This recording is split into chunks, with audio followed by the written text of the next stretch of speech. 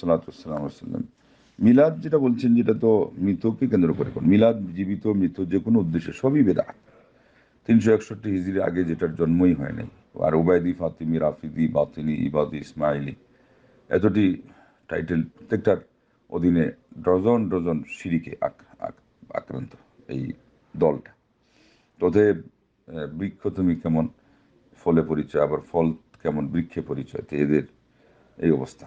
তাদের সময় খলিফার নাম জুমার খুতবায় এই জন্য নেওয়া হইতো যে নামটা নিলেই সবাই যেন সেজদায় লুটে পড়ে, লা হাওলা ওয়ালা কুওয়াতা ইল্লা বিল্লাহ। এটা সদ্ভাবরণে আসলে চিররা বিধর্মী খ্রিস্টান মুসলমান হয়ে এই রাষ্ট্রীয় ক্ষমতা মিশরে নিয়ে নেয়। আর এরপরে আচার অনুষ্ঠান হিসেবে যত আমরা দেখি বা শুনি, হিন্দুদের যেমন 12 মাসে এই তাদের হয়তো 12 পূজা ছিল, আমাদের 12 মাসে 13 পর্ব আসছে। এটা কেন এই প্রবাদটা? যে আমাদের এখানে তো এগুলো আরও কম হওয়ার কথা। আল্লাহ নবী সাহেব বলে গেলেন আমার ইসলামের দুইটাই উদযাপিত অনুষ্ঠান, রোজার ঈদে যেটা হয় আর কোরবানির ঈদে যেটা হয়। আর এখানে আমাদের 12 মাস দিয়ে হচ্ছে না, 13 পর্ব। এগুলো সব এরাই তৈরি করছে। 14টা আচার অনুষ্ঠান এরা তৈরি করছে, এই ওবায়দি ফাতিমিরা। লা হাওলা ওয়ালা কুওয়াতা ইল্লা বিল্লাহ। আর এখানে ওবায়দি ফাতিমি বলতে বুঝতেই পারছেন, আলুল বাইত, এই শিয়া এবং রাফিদি পর্যায়ের শিয়া। এই জন্য রাফিদি শুনেছেন। বাতিনি আবার ইসমাইলি, একটার থেকে আরেকটা আরও গুরুতর, একেবারে ডেঞ্জার।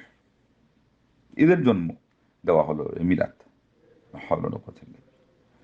আর মিলাদের শাস্তির কথা জিজ্ঞাসা করেছেন, শাস্তি তো অবশ্যই হবে। আগে যেটা রোধন করা ছিল, বা পার্টিকে ভাড়া করে আনি কান্নাকাটির ব্যবস্থা করা হইতো, কান্দানো হইতো, এখন এটার পরিবর্তে এটা স্থান দখল করেছে। অতএব ওখানে যেরকম শাস্তির কথা আসছে,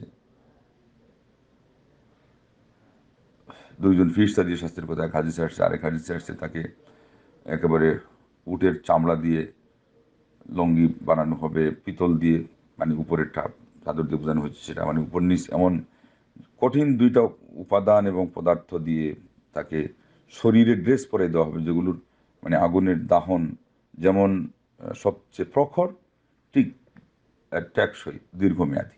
বোঝানো হচ্ছে শাস্তি কেমন হবে। এটা শোনার পরেও মানুষ কিভাবে এই জিনিসগুলোকে শিথিল ভাবে নেয় আমি বুঝতেই পারি না। আল্লাহ রাব্বুল আলামিন সবাইকে হেদায়েত করুন।